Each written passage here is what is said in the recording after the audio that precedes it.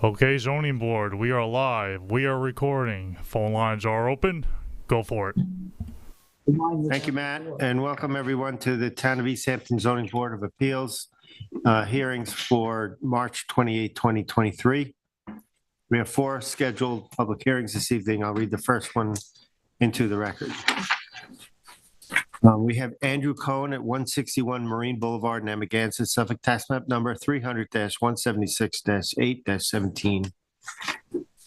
The size and location is 24,479 square feet at 161 Marine Boulevard, Beach Hampton, Block 1, lots 33 to 37, map number 1283 in Amagansett.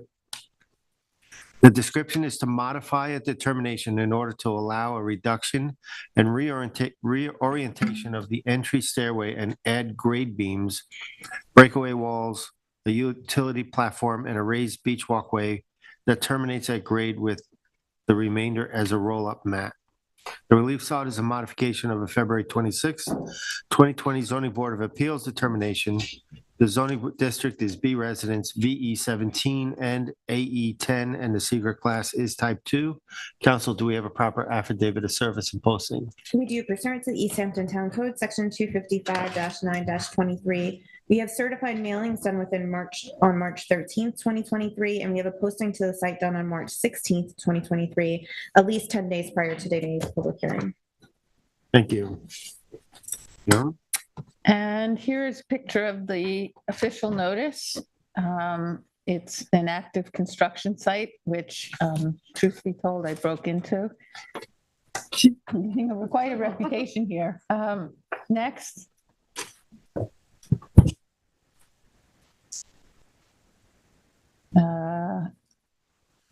It's just one side of the house. I think I was trying to get the staircase. Next. That's the other side of the house.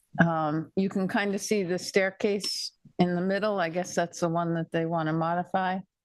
Next. I took a picture of the beams, or they said we're adding some breakaway. Next.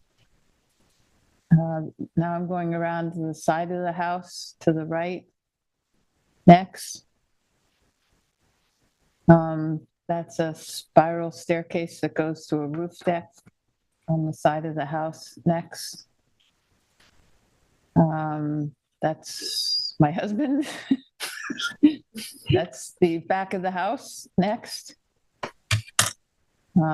Just underneath the house again. Next. This is from the second floor deck. You can see the ocean. I couldn't see the walkway and it was all fenced off, so I assume this is where they're going to put the roll-up mat, that break in the sand in the forefront of, in the higher up in the picture. Next. This is another picture of the second floor deck. Next. That's a better picture of where I think the walkway is. Next. This is around the other side of the house. You can see it's all sand and been cleared. Next. And that's the no trespassing sign. That's it. Thank you. We didn't see that. Thank you. Do we have the applicant this evening? How are you, Britton? How you doing? You announce yourself? Britton Bistrian for the applicant Andrew Cohen, 161 Marine Boulevard. Okay. Do you swear affirm to tell the truth, the whole truth, and nothing but the truth? I do. Thank you. It's a pretty good overview. The application in front of you is minor modifications to zoning board approval from 2020. Most of these, or all of them, are in reaction to construction. Better access logistics, reduced square footage of improvements, and adherence to the FEMA code. They can be summarized as 4 items. The first is to, could we maybe pull up the survey? Yeah, we're working on it.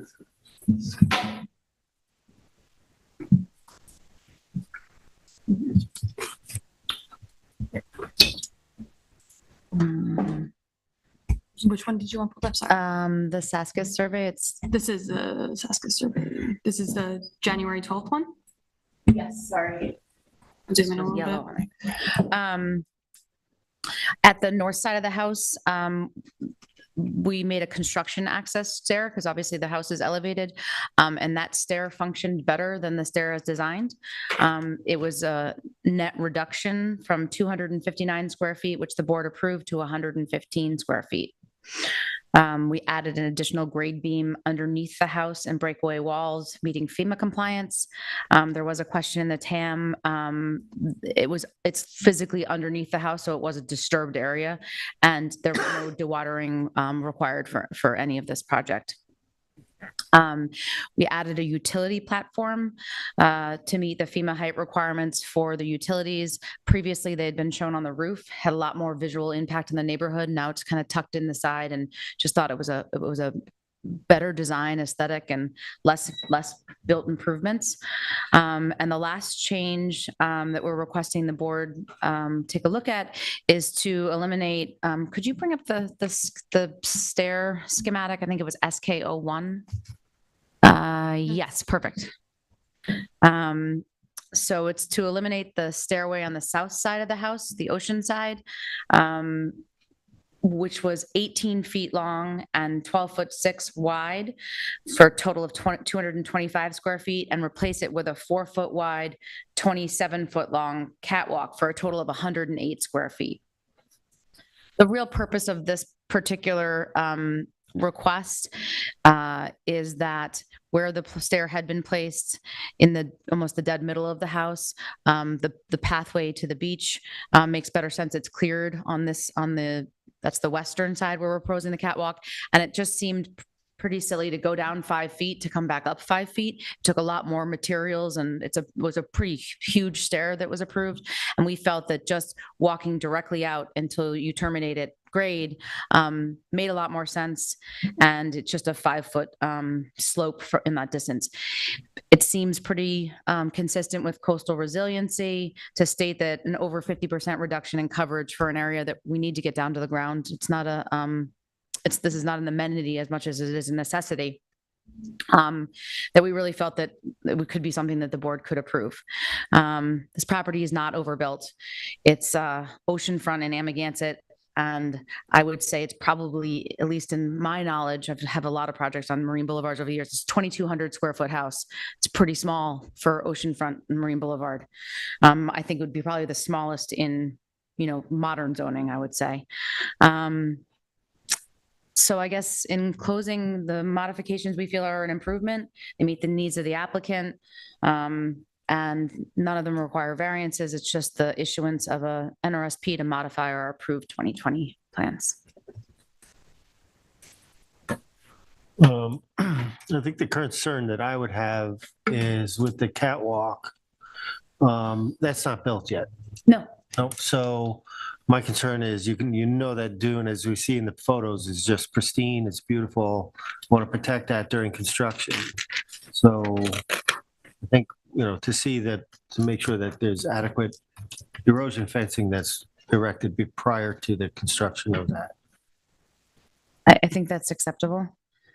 I also wanted to point out that our one other net change in this project was we reduced the overall clearing of the original project. Great. Questions, anybody? No, I'm fine. Joe? Anybody have any questions? How much was the clearing reduced?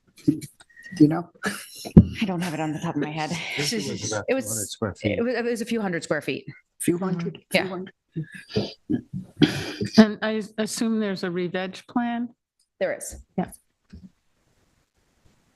And the what's the length again that you said of the elevated portion of the catwalk? It is 27 feet long, 4 feet wide, the sort of minimum walkway width. Any questions? Any further? No? Thank you. Okay, thank you. Morgan?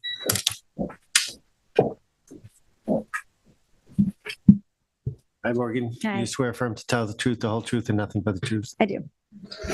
Why don't you Introduce yourself. I'm Morgan from the planning department. Thank you. Yep. So the revised plan proposes 6,481 square feet of clearing, which is slightly reduced from the approved 6,673 square feet. So it's around 200.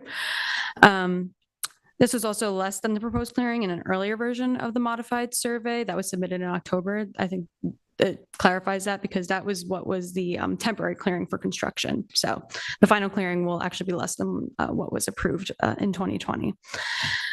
The reduction and reorientation of the entryway is minor, and it's not likely to have an increased environmental impact. The addition of breakaway walls is not expected to have an increased environmental impact. However, they may alter the overall appearance of the structure since most of the ground level will be enclosed by the walls. There also appears to be some grading and retaining walls included in the modified plans, which should be clarified by the applicant since the approved plans and the modified survey don't include these improvements. The proposed beach access begins as a 27-foot long elevated bridge from the residence's deck, and that terminates at grade with the remainder as a 80-foot roll-up mat. The original approval was for a 150-foot beach roll-up walkway. However, the approved survey depicts a constructed walkway. From what I could see, I don't think there was ever anything submitted with that staircase. That was the first that I had seen, and that was submitted in this January. As a reminder, the constructed walkway was approved in a 2012 application, but denied in the 2020 application. The planning department is in favor of the use of the roll-up mat in place of the constructed walkway because it is the most minimal structural surface to provide access to the beach, but the board should determine how far south of the residence a structure should extend. Other minor improvements in this proposed modification include a utility platform to comply with FEMA, a slightly reduced gravel driveway, and storage space on the ground level. Other than that, I can answer any questions you have or pull up any images that you'd like to see. Anybody have any questions for Morgan? I'm very clear. No. No. Okay. Thank you, Morgan. Is there anybody in the public that would like to address this application? Not any callers on the line? You have 0 callers. Thank you. Thank you. It's the voice of God. Yeah. Address what, Britton, I guess I'm not funny. You want her to come up? well, to address what Morgan, All right, Britton, can you come on up? Morgan, what did Morgan want? The applicant to Do address? the regrading. The regrading? Oh, yeah. Grading, retaining walls? There was a comment about the regrading. You want to address that? So the breakaway walls are inboard of the foundation, and there's to make it flat to be able to put a floor. There's some retaining walls, but it's all inside the footprint, significantly inside the footprint of the structure. So I don't think it's going to have a visual impact. Okay. Thank you, Britton. Thank you. Thank you. John, you want to close it out? Yeah. In the matter of Andrew Cohen, 161 Marine Boulevard, Amagansett, Suffolk County Tax Map Number 300-176-08-17. I make a motion to close the record and close the hearing. I'll second it. I concur. I concur as well. Thank you. Our next application is the Twinkle Property LLC at 11 Old Schoolhouse Lane in East Hampton, Suffolk Tax Map Number 300-55-7.3. No, it's -7-3.14. The size and location is 97,325 square feet at 11 Old Schoolhouse Lane in Northwest Estates Subdivision Lot Number 14, map filed 4798 in East Hampton. The description is to construct a 4,833 square foot residence that exceeds the maximum allowable height. The relief sought is a variance pursuant to 255-1110 due of the East Hampton Town Code to construct a residence 34.8 feet in height where 32 feet is maximum allowed. The zoning district is A5 residence, Zone X flood zone, and the secret class is type 2. Council, do we have proper affidavit of service and postal? We do pursuant to the Town of East Hampton Code, section 255-9-23. We have certified mailings performed on March 14th, 2023, and postings on March 17th, 2023, all 10 days prior to today's public hearing. Thank you. This is in my district, so I'm going, took the photos, and you can see there's a photo of a slightly mauled notice, but it's properly mauled notice. This is an empty lot, so you can go to the next photo. I'm gonna show you the type. This is looking into the lot, and you can see that we're presently an untouched empty lot. Next.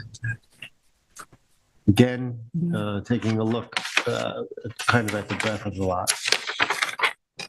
It's pretty flat up front. It does drop back down further back. You'll be able to see that on the survey topos. Next. That's the house across the street. So you can see the size of development going on. Next. The house next door. Next. And then looking down at the street for the other houses. I think that's the last photo. Do we have the applicant here this evening?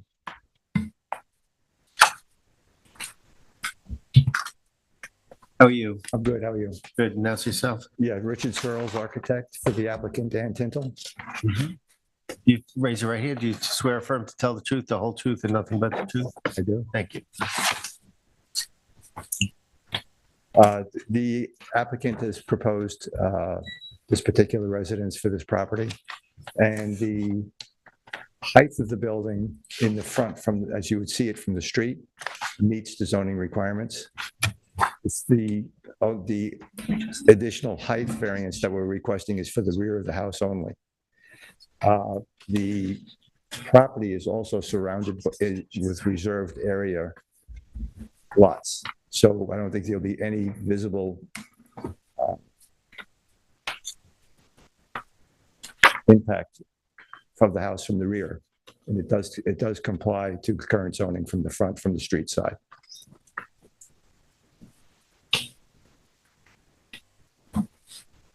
What's ceiling height?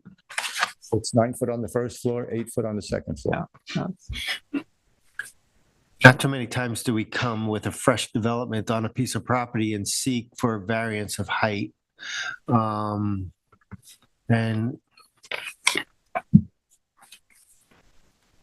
primarily due to where we would be concerned of the precedent of setting a height variance.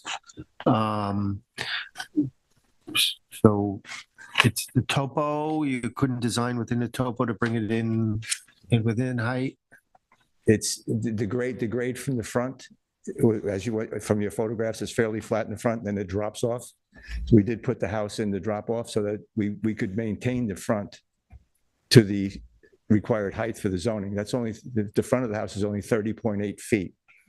It's 34.8 in the back because of the 4 foot grade change that goes from the front of the house to the rear of the house. We did try our best as far as the design with the house. The second floor walls were actually even lowered to get the roof pitch and the dormers to work. And I don't think from a standpoint of it even being visible from any place other than the front road section of the house, it will have any impact on anyone in the surrounding community. If you had been, and made the effort to change the angle of that roof, I mean, the pitch of the roof projects up at a height that's giving you the problem here with the variance. It wouldn't really change, if you change the pitch of the roof, it wouldn't change the living space below, would it? It does. It changes Change the living because of the space knee below? walls, the way they're built. When we drop the roof pitch, the head height on the inside of the house squeezes down smaller. You're losing some amount of We'll be square losing footage some- on the yes, we'll second be floor. losing some living space. Anybody have any questions? Is this fitting in the building envelope on the property card? Everything will fit within the building envelope?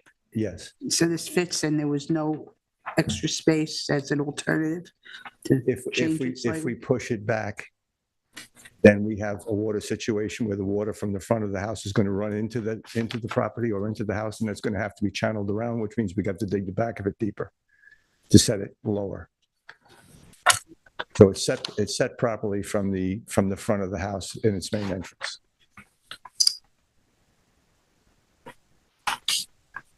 Okay. Anybody else have any questions? Nope, thank you. Thank you. Have a good night. Ms. Morgan, you're up.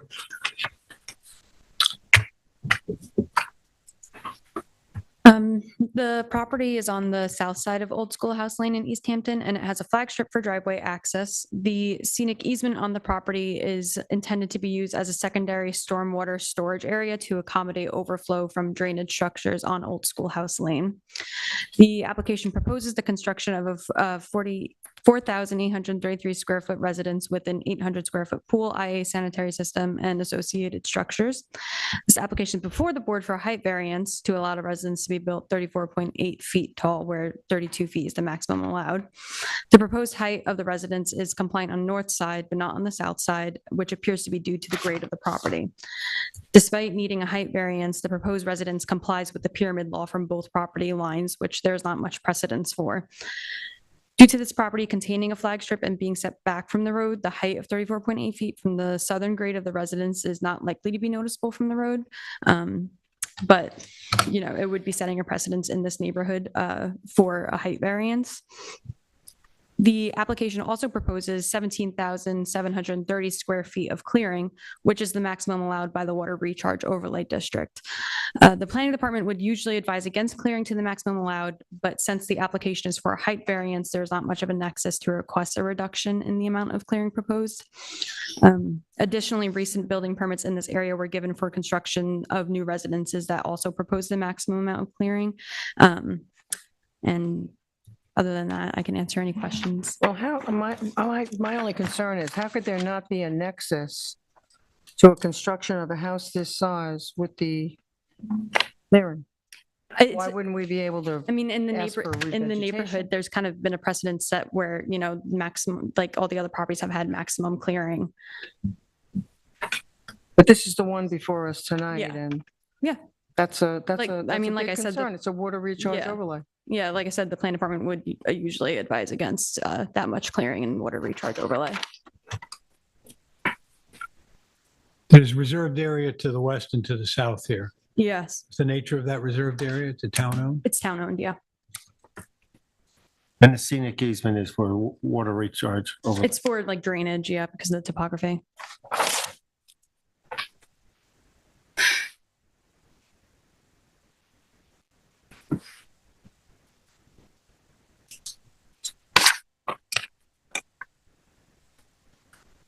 Do we have any further questions? No. Thank you. Thank you. Matt, is there anybody in the public that would like to address this application?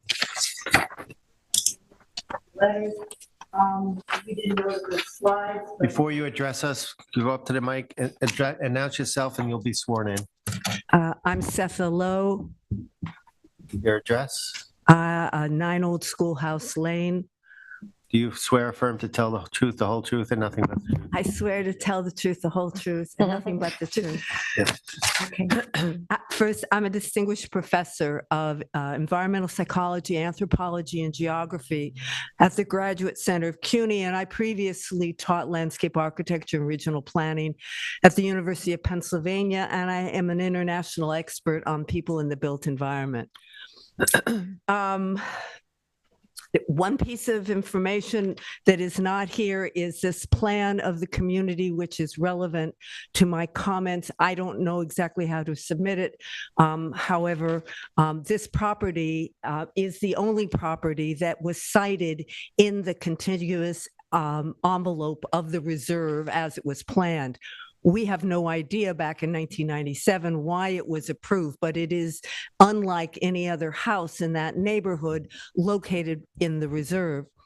The existing contours, therefore, are visible to all the houses that face the reserve and is hyper visible as a built environment, built element within a community reserve mandated to remain in its natural and historic state. Our neighborhood is concerned about the impact of new housing environmentally, scenically, and on community value. And you just heard that they have been doing maximum clearing, and as I will explain, they have overcleared almost all the new, and the replanting has been an issue. once our new neighbors join our community, they'll understand why we are opposing this variance in the context of overclearing larger and larger homes, lack of sufficient or strategic landscape to correct the overclearing, and disregard for sight lines and overall siting of houses, as well as for protecting the viability of the reserve. The point that the height variance will not be seen from the road, which is true, ignores the more important fact that the height variance will have impact on the view from the reserve and from all the houses facing the reserve, which is a majority of the houses on Great Oak Way and some of us on Old Schoolhouse. Property owners in the submission are assumed to be nobody is back there, but that is not the case. The entire community values and sees the reserve as a natural environment with a minimum of built encroachment.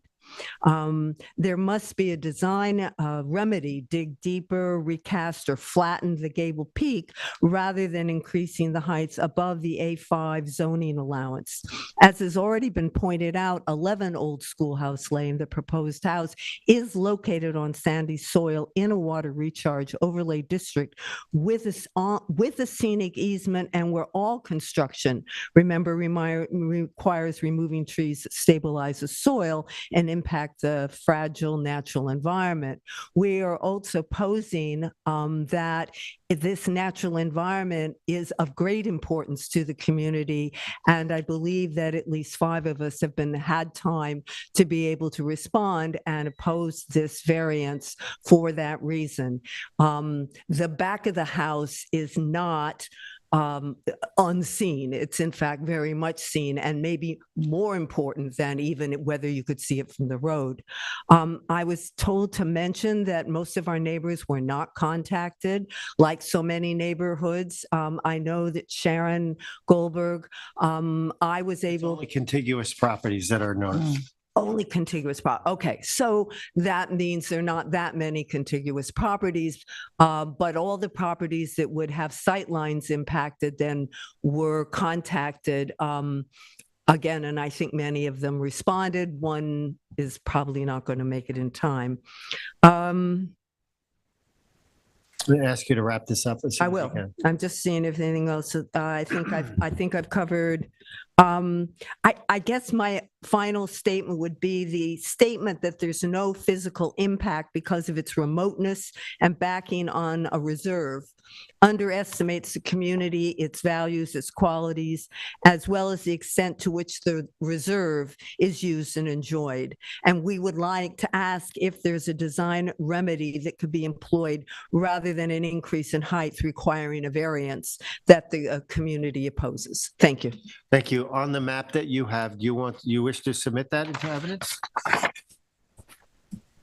Morgan, you probably have access to this map. It just, It's in the subdivision, right? yeah, it's in the subdivision. It simply illustrates that Okay. this one lot, for reasons none of us know, but was approved in 97, is the only lot that is in the contiguous envelope of the reserve, and that we all look on it. That's what it illustrates. Anybody else in the public that would like to address this application?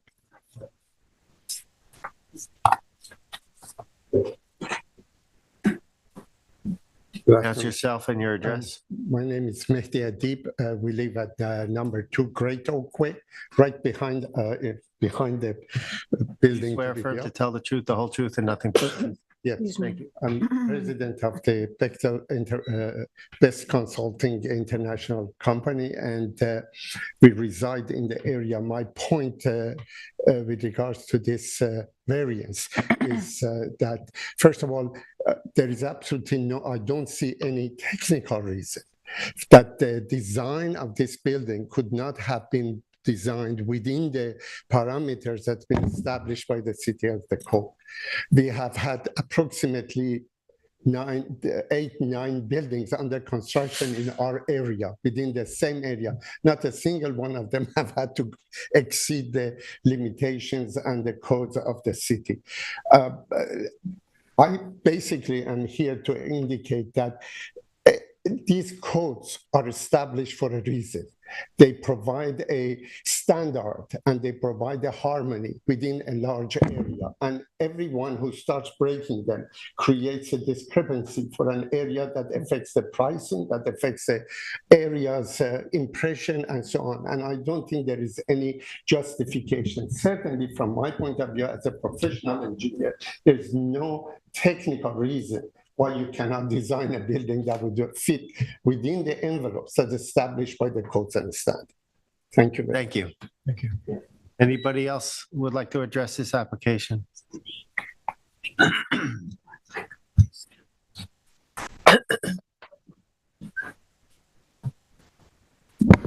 Joel Lefkowitz. I live at 9 Old Schoolhouse Lane, the contiguous neighbor.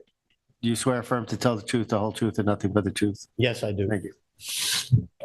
My comments are a little different from the two preceding ones, since what I'm concerned about are some questions that I had upon reading. I read all the materials pertinent to this, and I came away with several questions that I couldn't answer, that I didn't know how to answer.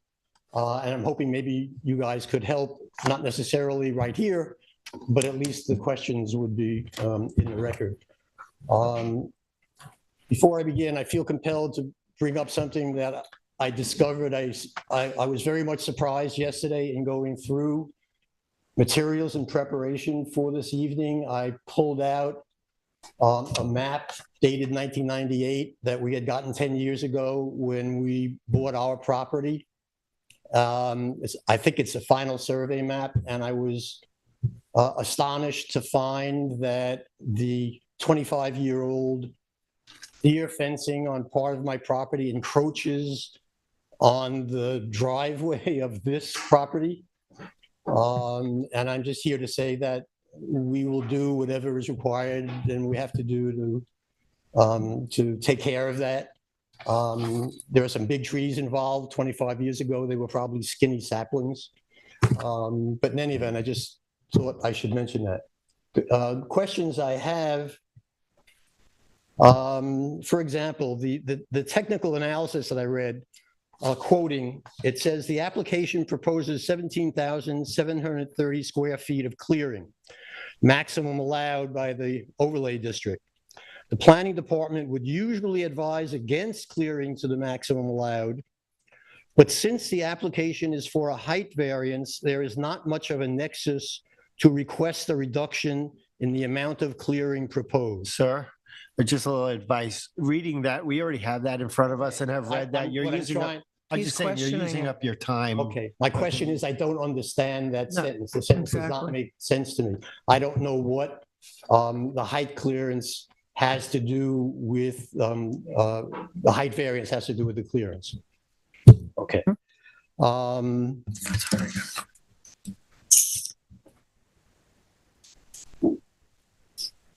The clearance is, the variance is justified by asserting that that several new houses have also proposed maximum amount of clearance. And that is precisely our concern. The issue of a potential slippery slope. And in fact, those properties were also guilty of overclearing. Okay. The other questions I had were regarding the building envelope and exceptions to what can and cannot be included in the building envelope. I noticed that the sanitary system is proposed outside the envelope. I don't know whether that falls into one of the exemptions. It's certainly not listed as an exemption literally. And the other question I had was with regard to the project limiting fencing, which it says that the will be checked prior to a building permit. And my only question was, it doesn't say anything about what the nature of that inspection is, whether or not that includes the actual placing of the fencing. Those are the only questions I had. Okay, thank you very much. Anybody else would like to address this application? Matt, is there anybody online? You have 0 callers. Thank you. Thank you. All right, thank you. So I'm going to then close the hearing. Therefore, I make a motion to close the hearing in the public record for Twinkle Property LLC at 11 Old School House Lane in East Hampton at Suffolk Tax Map number 300-55-7-3.14. Second it. Concur. Concur. I concur. Thank you.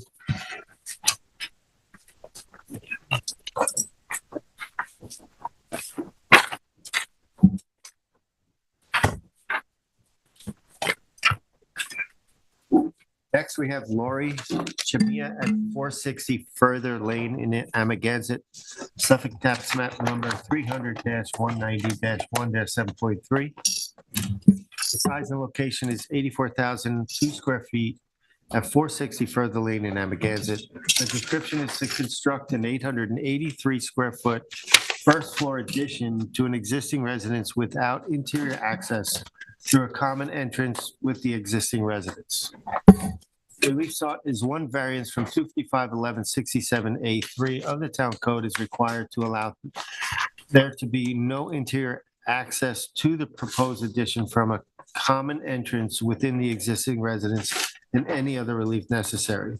The zoning district is A2, residence zone X flood zone, and the secret class is type 2. And council, do we have proper affidavit of service and posting? We do, pursuant to section 255-9-23 of the Town of East Hampton Code. We have certified mailings performed on March 13th, 2023, and a posting on March 15th, 2023, at least 10 days prior to the date of the public hearing. Thank you. I have a picture of the posting and the locked gate. I went by this weekend. I did not have a code, so I unfortunately was unable to make a site visit, but there are numerous pictures in the file. Oh, it's my car. Thank you. Oh, that's the, well, you can't really see it. It's the fencing. I was going to jump over it, but it's about 5 feet high. Can't do that. That's, I was peeking through the gate. That's down the driveway. The house is sort of set back, so it's not really visible from the street. That's all. Unless you want to show some of the other pictures. I'm looking. And my maybe the packet, applicant will show the Because I don't have pictures. a clue. Yeah, we'll have Annie come on up, Yeah. and I think Oh, here they are. You should get the code so you'll see it. how you doing, Annie? Good evening, Mr. Chairman, members of the board. I really apologize for you not being able to get access. We did call the zoning board Monday morning and said, oh, here's the gate code. We'd be happy to meet you and tour you around, but we were unaware that Joan had actually visited. As a matter of fact, Alexander and Lori were actually in residence. I think maybe if you had bumped it. Oh, I should have rang the bell. Yeah, if you rang the bell on the gate, I think they would have come out and met you, but that's just, I apologize for that. My name's Andy Hammer. I'm from Biondo and Hammer. I'm here tonight representing Lori and Alexander Chemla, who are also here with me as well. They're the owners of the property. I've long worked for the Chemlas in various projects, but this is the first time I've appeared with their residents, although as I recall, I think Rick Whalen actually had represented them previously in front of the board for a tennis court that was never built on the property. They're full-time residents of the house. You might even recognize them as the owners and operators of Carissa's Bakery, just up the street, and there's also one in the village. They probably both work more hours at each than they ever envisioned they would when they actually decided to start the business out here. That's a whole nother story. Also, I'm not an architect, nor do I play one on TV. So I have Alex Crewley here from Todd Williams Architects. I think he can address the specifics of the application in a manner that I can't, but I thought I would run through some of the legal standards with you before he takes the podium. I'm going to try and respect your time and my time and try to be as efficient as possible. This is an unusual application even for me, a variance from the provisions of 255-1167A3 of the town code, which requires all finished areas to have one common entrance to the existing residence. This is a unique provision of our town code that's not required by the International Building Code. And not all municipalities subscribe to it. As a side note, this provision does not exist in the Sagaponic Village Code. It was actually something the prior mayor felt very strongly should be excluded because they thought it was a net benefit. They could create more disconnected structures and effectively reduce the overall massing of structures. So, there was a proponent, and that is in play in Sagaponic. As far as I've been told, the provision has worked out well in their jurisdiction, so there hasn't been any complaints or abuse of the structure. As I said, it's not a mandatory code provision by any means. However, the prohibition under our code is a compelling reason that a zoning board exists under New York state law. Sometimes strict application of a local zoning or building code can create hardship in ways not imagined when the code was first adopted. We feel under the applicable standard, we qualify for the grant of the variance, as I will explain. As it turns out, I was actually involved in 2 of the 4 applications that were referenced in the TAM concerning prior applications that were approved for variances from this unique section. One was for Pushelberg and Yabu. The other one was for Sal and Dana Termini, who actually represented themselves at the hearing, but I had met with them. They're clients of mine. You can see over 20 plus years, 4 applications they were able to identify. This is far from a cottage industry for planning work. It's an unusual code provision that requires a real merit-based meritocracy, so to speak, in your discussions. So I don't think, saying, oh, this one got it, this one, it should all be standing on their own 4 legs, so to speak. I do believe the instant case qualified for this request, and certainly the opportunity to request the board for a variance, or I probably wouldn't have submitted the application. Given the scarce examples of this occurring in the last 20 years, I think the concern of precedence has already been proven to be of limited concern. Quick point of fact, the TAM somewhat incorrectly states that in any application seeking relief from the town, from this section of the town code, the board should be careful in granting variances only when absolutely necessary. That is clearly not the applicable standard to a variance, and it would probably be an insurmountable standard if it would be a mountain we couldn't climb if everything were absolutely necessary. The actual standard, I'm sure you're well familiar with under Town Code 255-850, you should not grant any area variance, waiving strict application unless the benefit to the applicant outweighs the detriment to the general health, safety, and welfare of the town, and is the minimum variance necessary and adequate to alleviate the difficulty causing the applicant to request an area variance, while at the same time preserving the character of the neighborhood, general health, safety, and welfare. So I understand that TAM is seeking to treat this unusual variance with a stricter scrutiny than perhaps a side yard setback variance. But under the code, the board is required to undertake a balancing test in judging the application. Absolutely necessary standard would remove any discretion granted to you, the Zoning Board of Appeals. Basically, it puts you out of a job.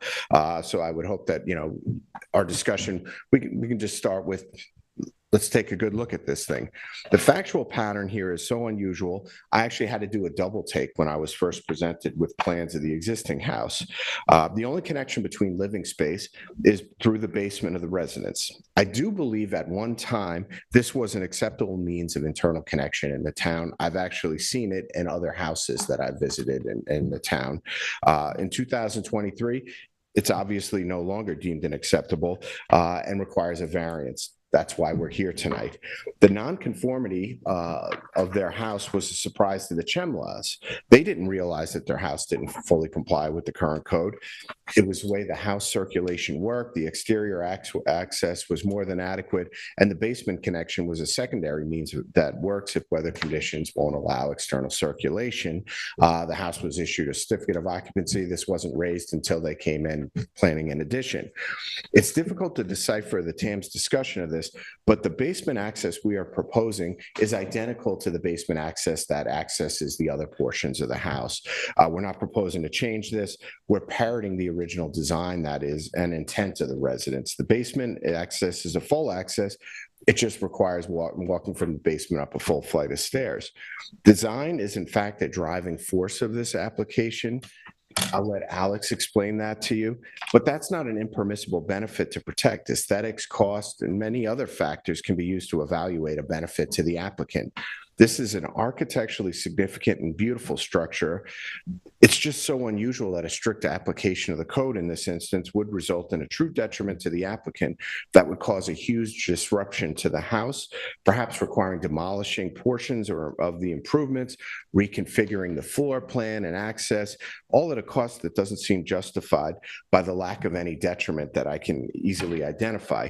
Clearly, the town code provision was added to prevent multifamily dwellings, as we all understand, and to maintain the appearance of residential properties as single-family residential structures.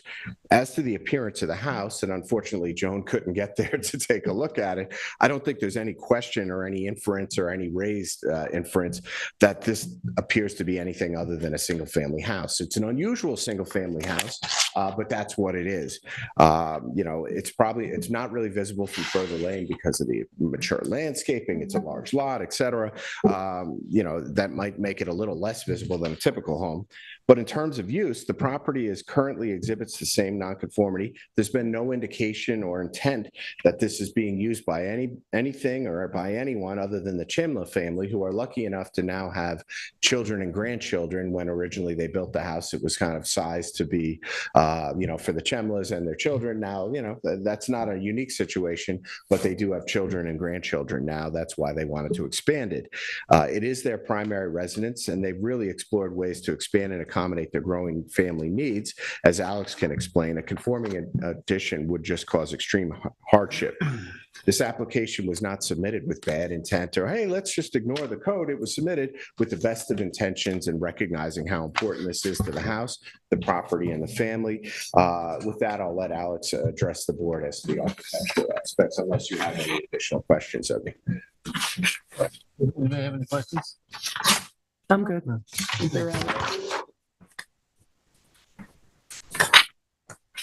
How are you? Good. Alex Crulley, 22 Grove Street, New York, New York. Okay, and you're with? I am the architect for the project, and I'm working with Todd Williams and Billy Chen, who did the original design for this house. So, very respectable firm. Do you swear affirm to tell the truth and nothing but the truth? I do. Thank you. So I will try to keep my comments brief. What I'd really like to do is to show you some images of the house to speak to its unique character. So thank you, Tyler.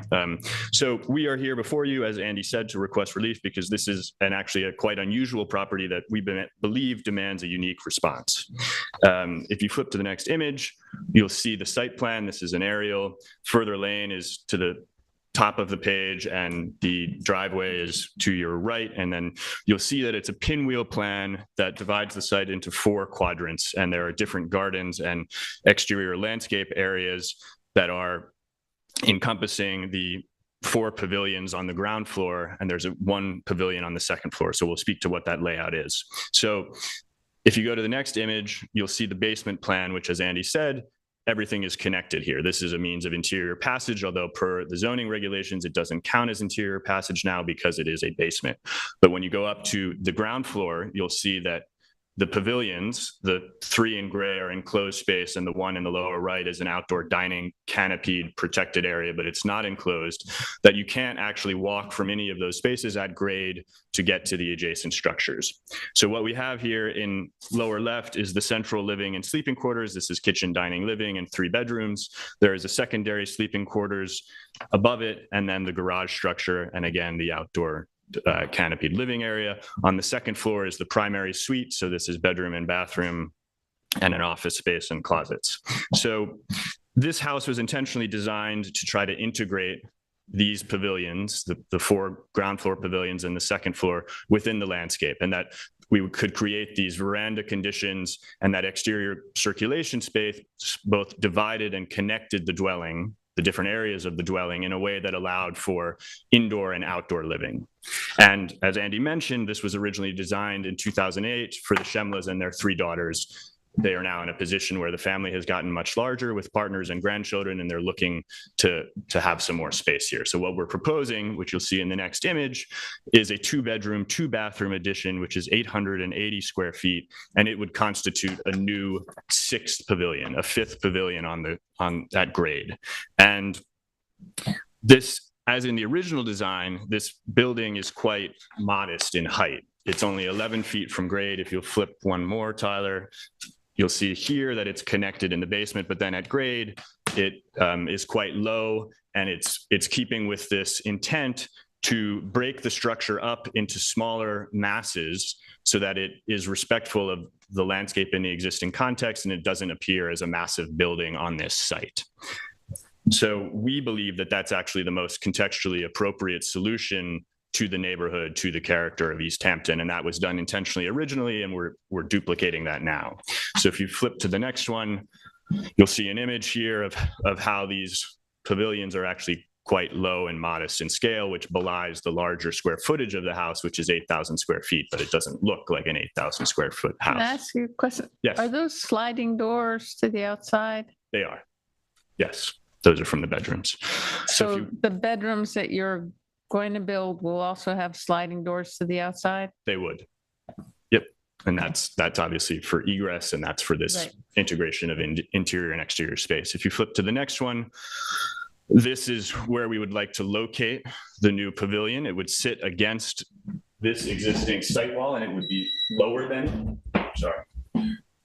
And one more, you'll see a view from the second floor looking out, so that it would be nestled there, it would be protected, it would be largely invisible. That is no longer the garage, that's actually that's no longer a parking area, that's an alley of trees. So this new sleeping quarters would be quite protected from the other areas of the site. If we flip one more, you'll see that because of the large planting on Further Lane, another one, we can just keep going. You can't actually see this structure from the street at all. So we believe that the addition of a low pavilion would have no impact on the surrounding neighborhood, the street, or the neighboring buildings. If you look one more, you'll see a view from the house looking back. So you can't see, this is looking at Further Lane. The thing sits totally quietly in the landscape. So we can keep going. So I can, if it's of interest to the board, I can walk through the floor plan and try to prove to you why a conforming addition is not possible. However, in the interest of time, I'll say that we have looked at this a lot, and we truly believe that we cannot do this. There are various reasons for that.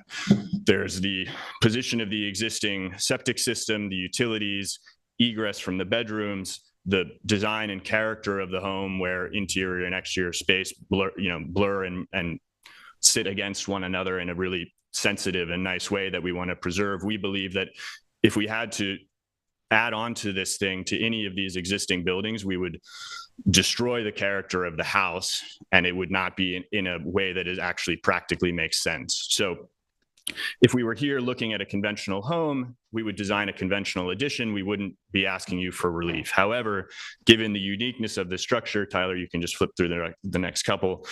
We believe that this proposal is the best design for the homeowners and for the site and for the community.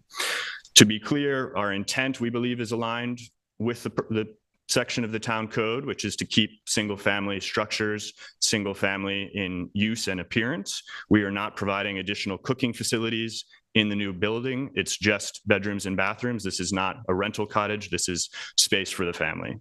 So to us, the question at hand is whether the benefit to the applicant outweighs any detriment to the neighborhood or the town. And we believe this is a resounding yes, that the benefit to the applicant is enormous. They get to stay in their home. They get to accommodate their growing family. They don't have to demolish sections of it. They don't have to knock it down. They don't have to sell it and move somewhere else. They can add on to it in a way that is reasonable. We believe that the detriment to the neighborhood is non-existent. The intent of the project is aligned with the code. The massing is invisible from the street and its neighbors. The avoidance of larger agglomerations of mass is the most contextually responsive answer to the design problem, and the grant of a variance is predicated on the singular existing conditions that exist here. So we believe we don't need to worry about setting a precedent that could be abused by a different party. While a conforming addition would be simpler for all parties, we are certain that this possibility does not exist. The distinctive pre-existing configuration necessitates relief to successfully expand the home. Thank you. Anybody have any questions? I do. Can you tell me when the C of O was granted for this property? 2010. 10? Yep. And so you said the design was agreed upon in 2008, and that's when the construction was began? it started earlier than that. I believe it started in 2006, 2007. Construction was 2008, 2009. I was not involved in the original project, but that's my understanding. But from the original design, access from one building to another was strictly through the basement. That's from the original plan. Correct. Yeah. Yep.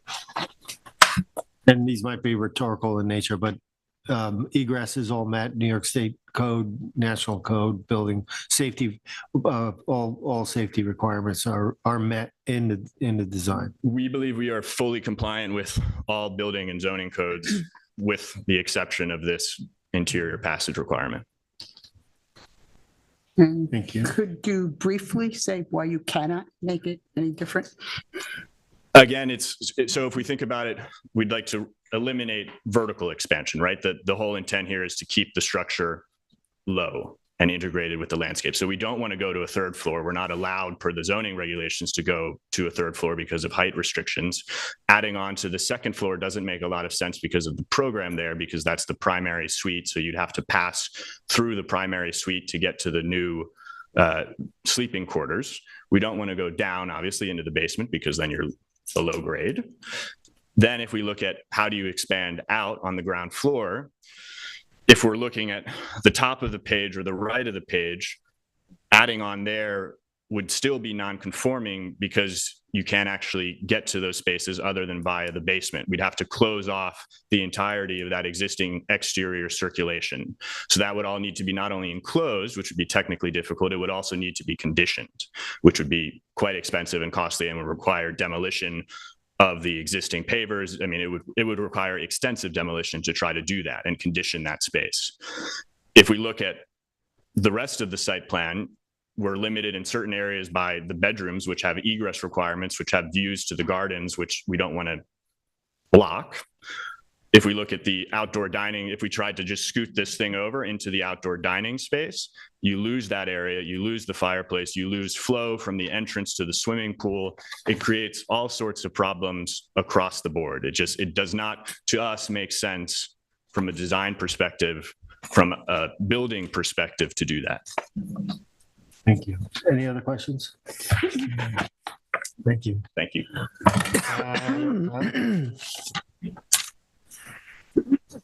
Evening, Tyler Borsak for the planning department. Do you swear affirm to tell the truth, the whole truth, and nothing but the truth? I do. So the application in front of the ZBA is requesting a variance in order to allow the proposed addition to have no interior access to the existing residence, as is required in section 255-1167A3. The existing residence on this parcel is somewhat unique in that the existing conditions are already non-conforming to 255-1167A3. The existing first floor of the residence is comprised of 3 structures or wings connected through a basement and marginally connected through a second story.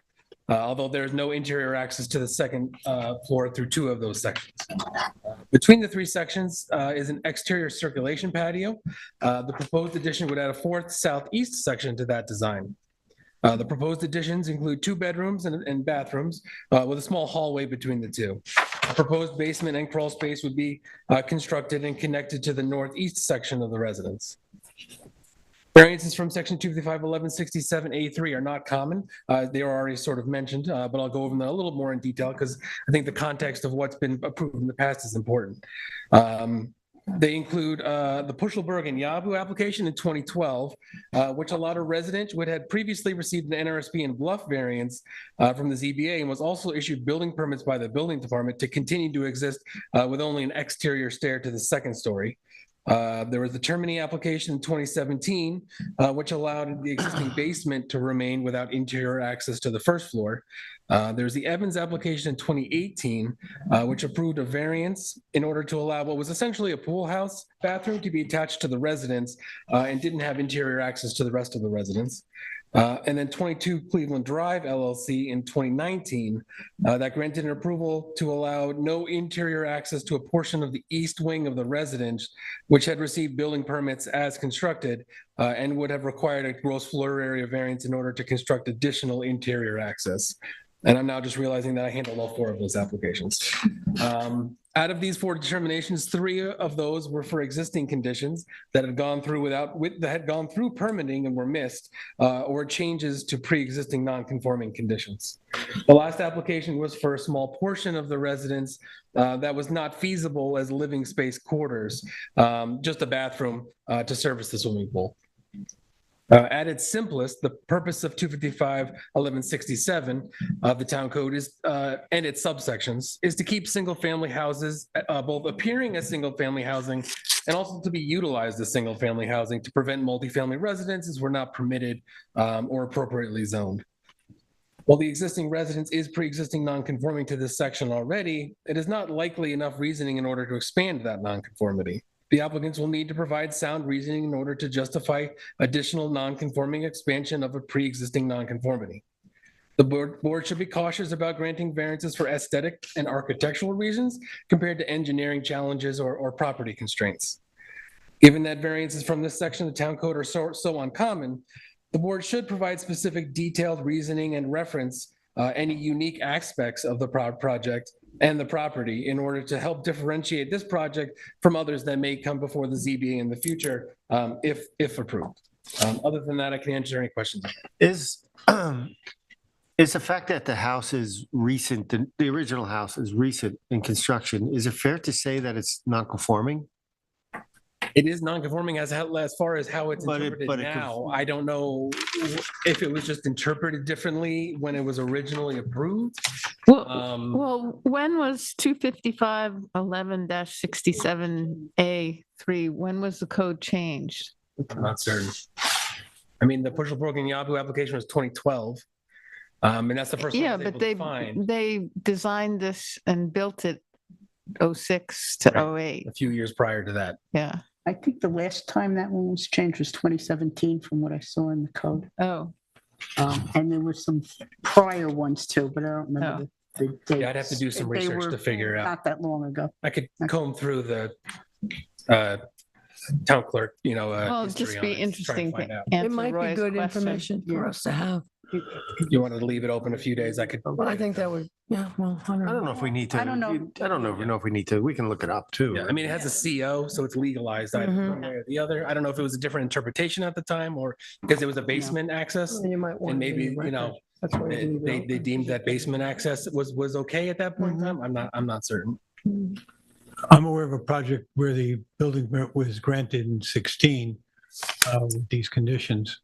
The CFO came later. I don't know what happened to the CFO time. I'm just aware of the project. So the 17 date that was brought up by Member Berger seems to make sense to me that that's when it would have been someplace in that time we see this application of the code as it is right now. Yeah. Any further questions for Tyler? Thank you. Thank you. Andy, I have Thank a you. question. Would there be a consideration to maybe just covenant that it wouldn't be for multifamily housing?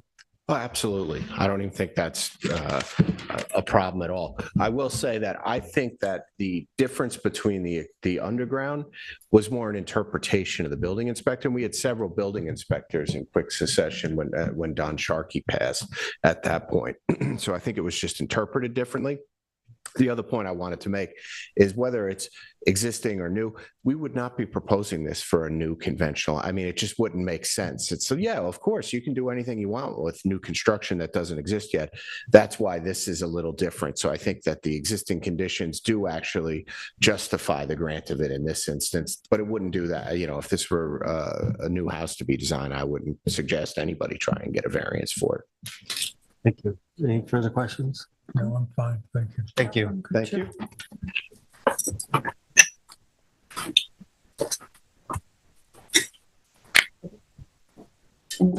Public.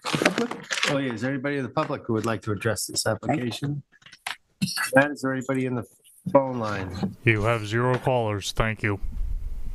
Hey, Joan, would you like to close it out? Yeah, in the matter of Lori Kemla, 460 Further Lane, Amagansett, Suffolk County Tax Map Number 300-190-01-7.3, and make a motion to close the hearing and the record. I'll second it. I concur. I concur. I concur as well. Thank you. Thank you, everyone. Thank you.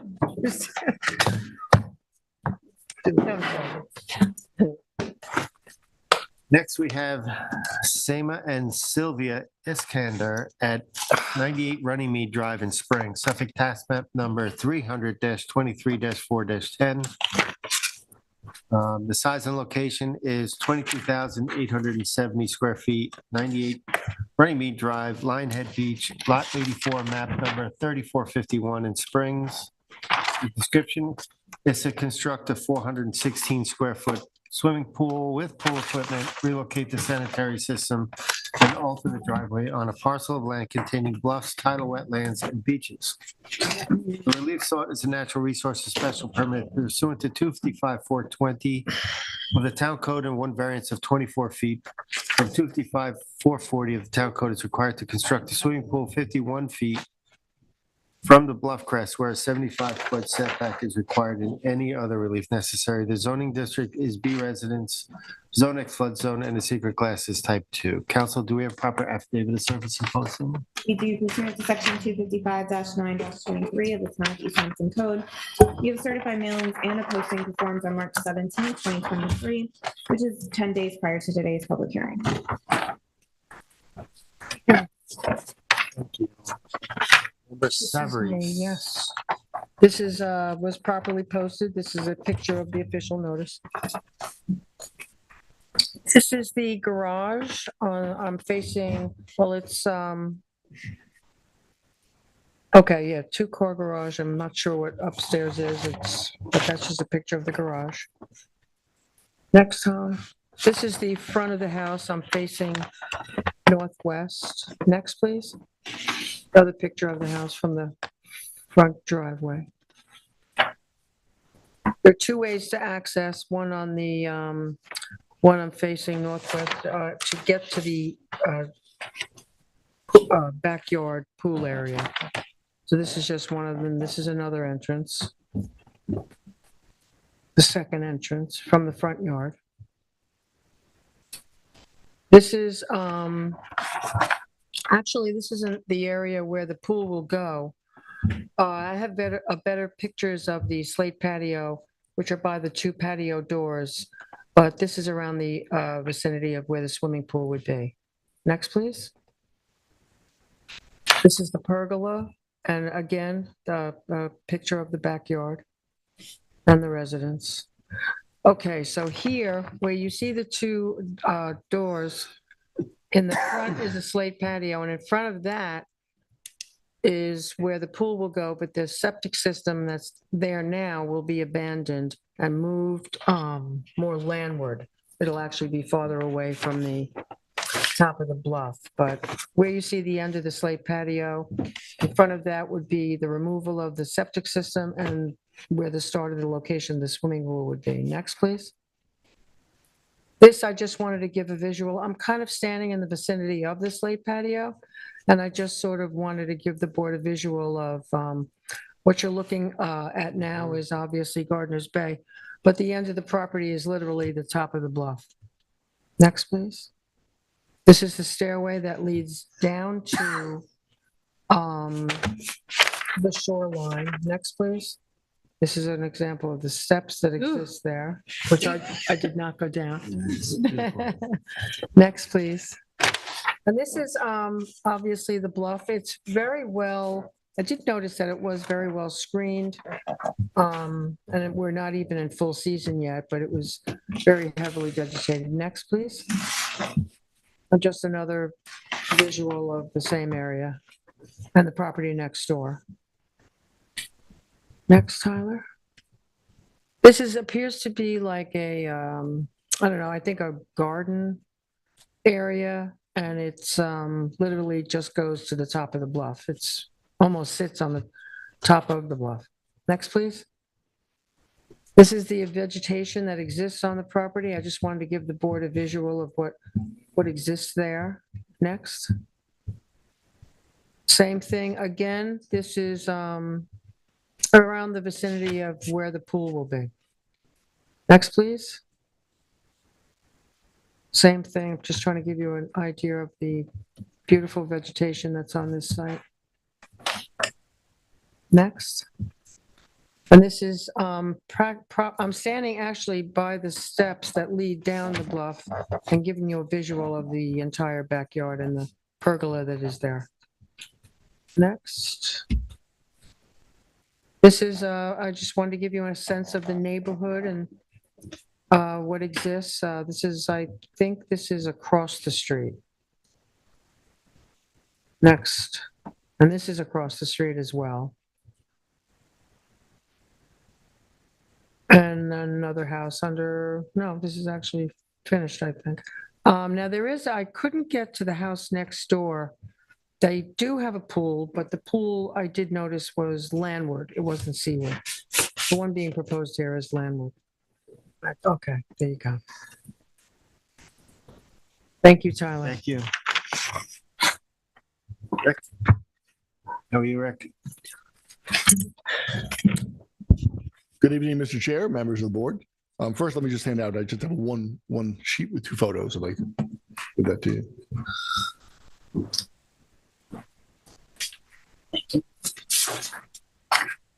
Thank you. I hope that's not a paper cut. No, it's not a paper cutout.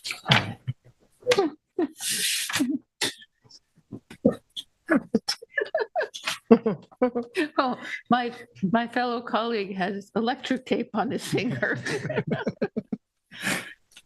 Anyway, so good evening. My name is Richard Whalen. I'm actually representing the Landmarks tonight instead of Whalen Filer, 532 Montauk Highway, Amagansett, New York. I represent, though, the owners of the property, Sama and Sylvia Eskander, and Sama is here tonight. They've owned the property for about 20 years. So the nature of the application is pretty straightforward. It's a proposed swimming pool, 16 foot by 26 foot. There's a 1 foot coping around it. So those are the actual interior pool dimensions. It would be situated 51 feet landward of the crest of the bluff. As Denise's photos showed, the bluff is very well vegetated. It's also bulkheaded. It's basically a new bulkhead, and it's completely stable. The bluff is about 36 feet high, and pretty much the elevation of the property is also 36 feet. It's a very flat property, and you can kind of see that from the photographs. If you look at the top one's kind of dark, I suppose, but the lower photo, I think, should give you a good idea of where the pool would go, a sense of scale, I hope. So the pool would displace the slate patio that you see in the front left of the lower photo. It would extend 6.5 feet, this is including the coping, 6.5 feet to the right, meaning bluffward, seaward, from the edge of that slate patio. That is not as far seaward as the patio you see behind it with the pergola. There's a pergola in the rear that was approved by the board a few years ago with a slate patio on it. So the pool would not go that far. I think it's about 4 feet shy of that. But pretty much what you're seeing in the foreground, the slate patio, that's where the pool would go. The pool has to stay away from the house itself. Again, as Member Savarese indicated, there are doors on that side of the house facing on the patio. You can see here there are even a couple of steps down, and we're only 8 feet from the wall of the house to the actual edge of the pool. And we don't think it's safe to go any closer than that. So the other aspects of the application are the existing septic right now is located underneath that slate patio. That is approximately 120 feet from Gardner's Bay. 150 feet is the required wetland setback here. We're not in a harbor protection overlay district. That's a nonconformity, and that nonconformity would go away if we go forward with the project, if you approve it, because we will then relocate the septic system approximately 196 feet from the waters of Gardner's Bay, and of course, it'll be converted to an IA system. The applicant also would agree, you saw the photographs, and the property is mowed right to the edge of the bluff. The planning department has asked for a 20-foot vegetative buffer, low-growing woody species, and we would agree to that. So that's basically the project and the mitigation, as we see it. I want to turn now to the planning department memo, because the planning department has opposed the application. I don't really understand why, but let me just address the comments that were made by the planning department.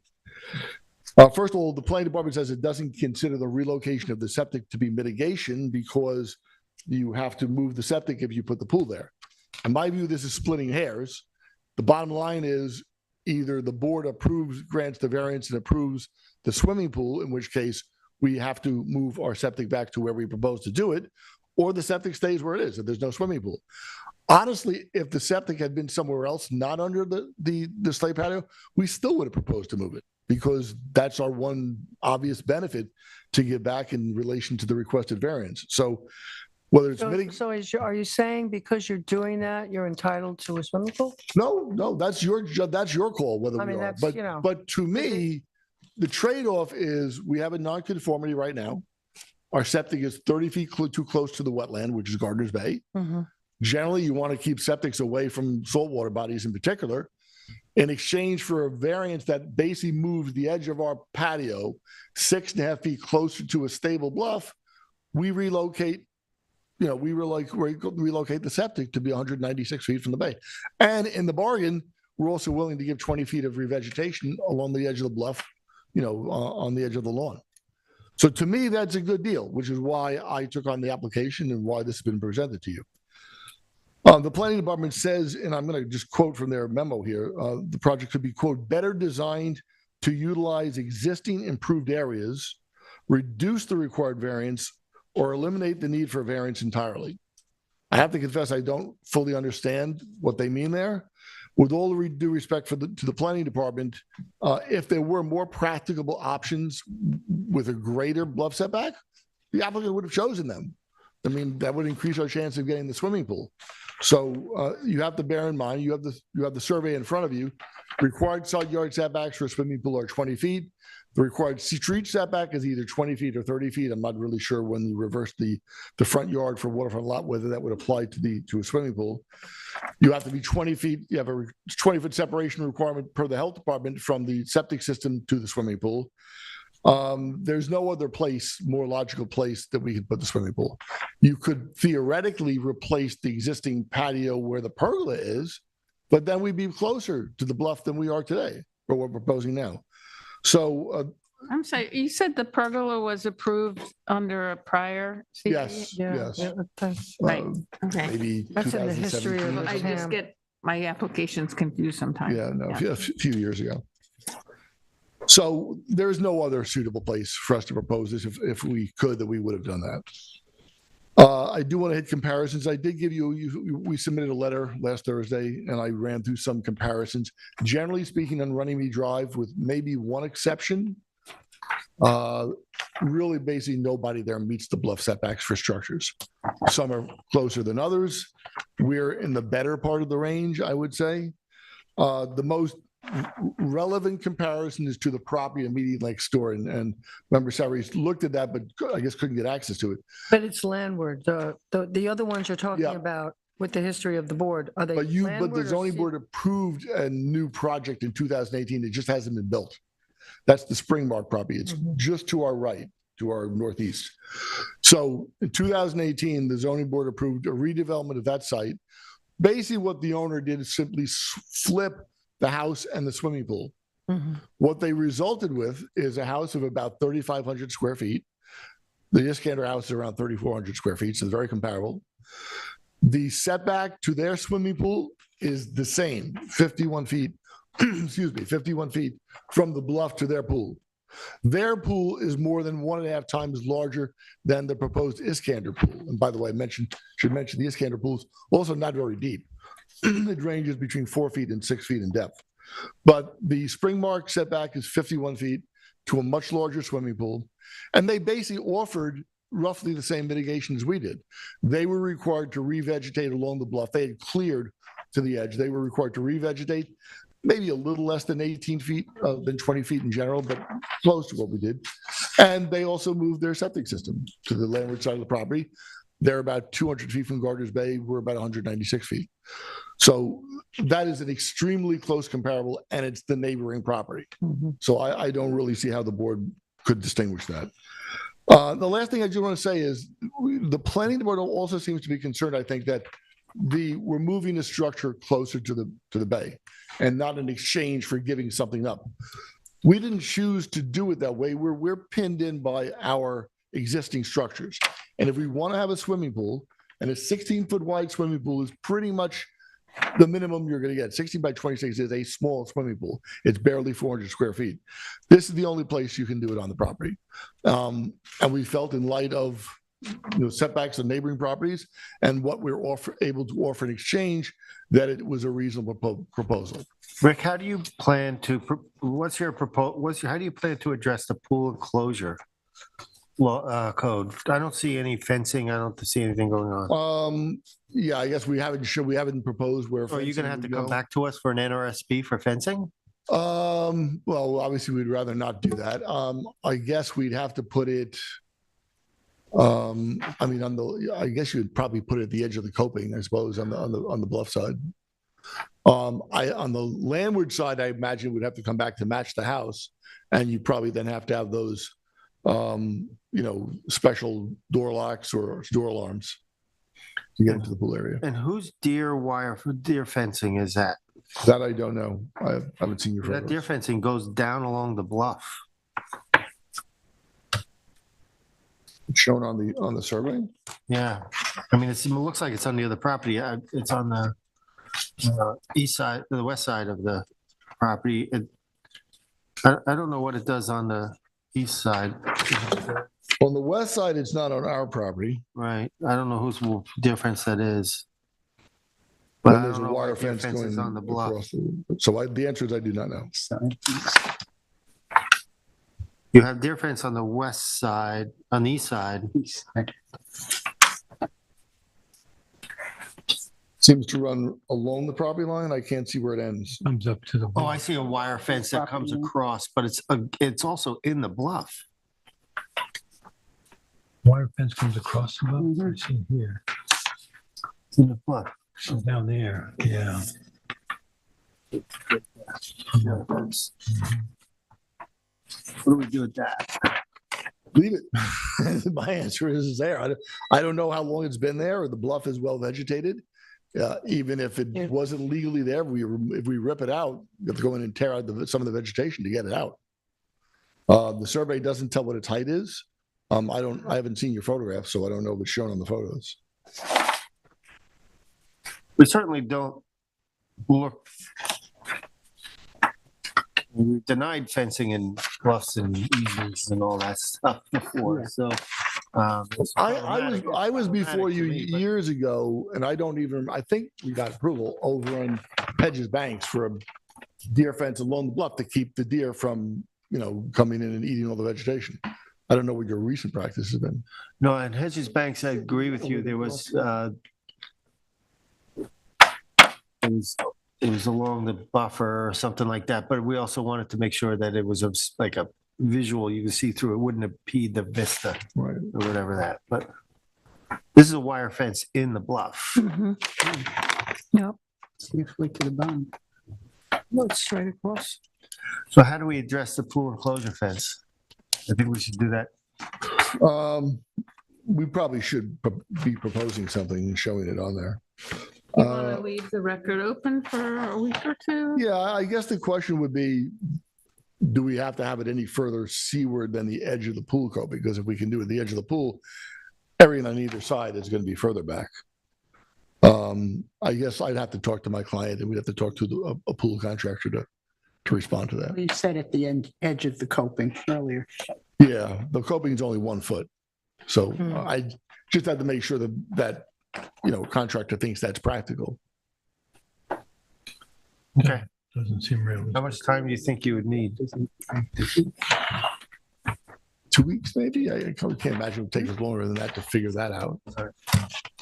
What are we doing? We're keeping it open for 2 weeks. The pool fence. No, I'm jumping ahead.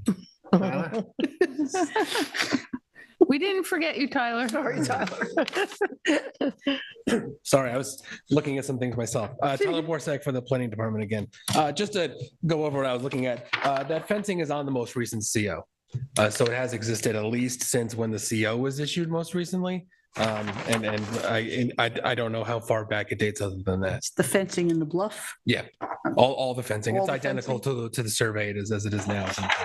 The western fence on the western side appears to be on the adjacent property. Right. No, on the eastern side. Yeah, I can pull it up. Eastern. So this CO is from 2019. So you have the same fence here, across, and then down here as well. Okay. Okay. So the subject parcel is located on Runnymede Drive, adjacent to Gardner's Bay. The parcel contains bluffs with steep slopes, a bulkhead along the shoreline and tidal wetlands. The subject property is cleared to nearly the maximum allowable for any lot of this size, regardless of the presence of protected habitat, and very little runoff controlling or soil stabilizing vegetation exists landward of the bluff crest. The parcel is located in an area with many pre-existing non-conforming residences with associated structures, which original improvements date back to prior to the implementation of modern natural resources zoning regulations. The current application is requesting a proposed swimming pool to be constructed seaward of the existing residence and setback 51 feet from the bluff crest. As part of this project, the sanitary system will have to be relocated since the existing sanitary system is located where the swimming pool is proposed. The relocated sanitary system will be located in one of the most conforming locations available on the parcel. As part of the relocation of the sanitary system, the existing driveway will be slightly altered to allow the leaching pool to be installed without being located under the driveway. In this case, in order to construct the swimming pool where it is proposed, the sanitary system must be relocated and upgraded. While the upgrade in the sanitary system is an improvement over the existing conditions, the upgrade in the sanitary system is a requirement for the project and not necessarily a mitigation measure in this case. The project is proposing to utilize a portion of the existing slate patio to the west of the residence, but extends beyond that patio and reduces the setback to the bluff crest. A swimming pool might be reasonable within the footprint of the existing patio, which would be more in keeping with the board's past approvals in the area, but expanding that footprint closer to the bluff crest does not appear to be in keeping with the board's past decisions and would set a poor precedent in an area with many similar properties that have existing residences that were constructed prior to modern zoning. Continued seaward expansion of the existing non-conforming structures is a poor precedent in it and is counter to how the board has handled applications in this area and across town in recent history. There are several ZBA determinations that the board can utilize to try and compare what has been approved in the area in recent years. This includes applications under the name SAMA at 116 Runnymede Drive, 108 Runnymede Drive LLC, and Springmark LLC at 100 Runnymede Drive. The SAMA application approved in 2012 was a complete redevelopment of the parcel, which included the demolition of the existing structures and construction of a new residence, swimming pool, and associated structures further landward on the parcel. The more specific details are all in the assessment memo, but I just wanted to give an idea of what was going on. So it was a redevelopment. They took everything and they pulled it back from the bluff crest. For 108 Runnymede Drive application in 2014, the ZBA granted an approval for a complete redevelopment of a parcel with the demolition of the existing structures and construction of a new residence with decking, pool, and associated structures further landward on the parcel. Important to this redevelopment was the demolition of a pre-existing non-conforming swimming pool, which was constructed further landward. The board noted the increase in setbacks in this application, more than doubling the existing structure setbacks on the lot. Finally, the Springmark LLC application approved in 2018 was, like the other recent determinations, a complete redevelopment of the parcel. This application approved the demolition of the existing structures and construction of a new residence swimming pool terrace, terrace and associated structures. This application similarly include moving the structures more landward. All three of those were complete redevelopments, which also improved the environmental conditions and improved upon the existing setbacks on the parcel as part of those approvals. The application for the ZBA currently is not proposing a redevelopment, rather just a new structure closer to wetlands compared to the patio that it will be replacing. At a minimum, any new structures should not reduce the setbacks from the existing structures and ideally would be located landward of the existing improvements. Additionally, we had discussed the possible revegetation of a buffer to the bluff if approved, which the applicants have agreed to. So I won't go into detail about that since it seems that they are amenable to that mitigation measure. Other than that, I can answer any questions you may have.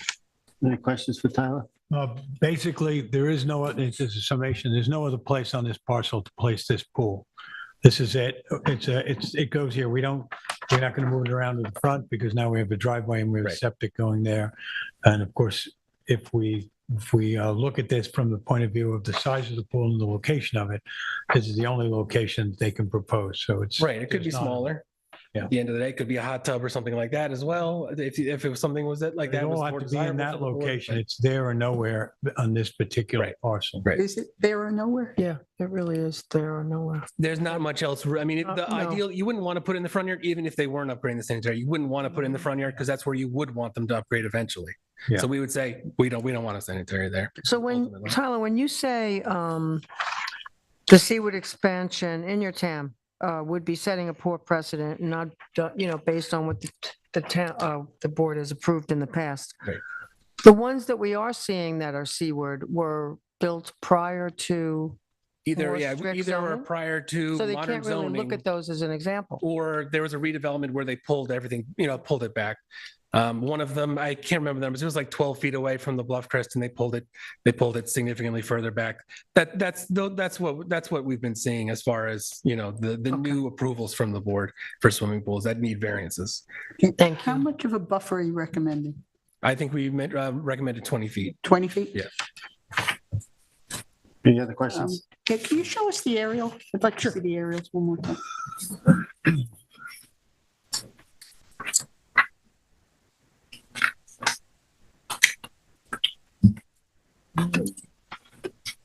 So this is the subject property. Did you want me to zoom out into the neighborhood or? Yeah, a little bit more.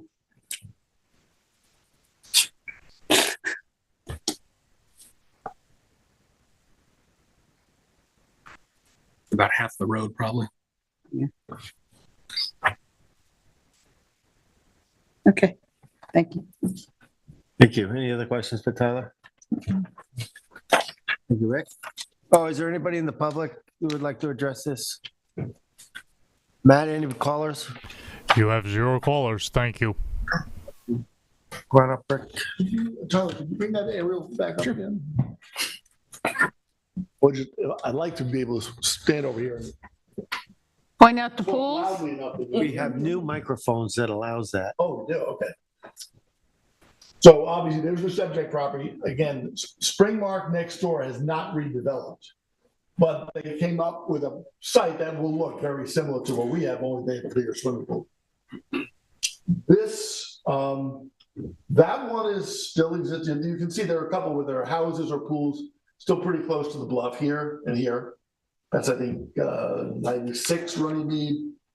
This one might be 104 or 106. This is 108. That was a complete redevelopment. That's one of the ones that Tyler talked about. And so they don't meet the 50-foot bluff set, but they were much closer before.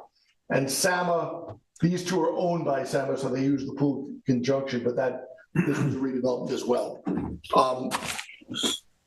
The point I want to make in terms of, because obviously you're always concerned about precedent.